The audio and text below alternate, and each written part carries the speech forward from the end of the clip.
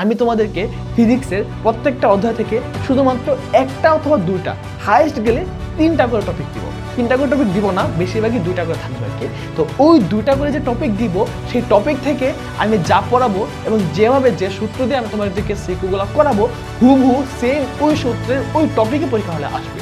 মিলিয়ে নিও। এখন যখন নাকি তুমি এই ভিডিওটা দেখতেছো, তখন তোমার কাছে যদি 10 দিনের সময় থাকে, তারপরেও ভাইয়ার প্রত্যেকটা এটলিস্ট ভিডিও না দেখো, প্রত্যেকটা সাজেশনগুলো একটু দেখে আসো।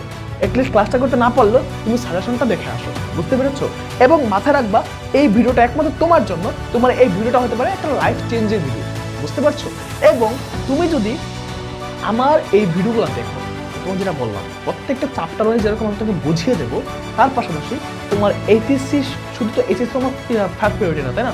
তোমাকে সামনে অ্যাডমিশন আছে, অ্যাডমিশনের জন্য ভিতর থেকে প্রিপেয়ার করবে। বুঝতে পেরেছো?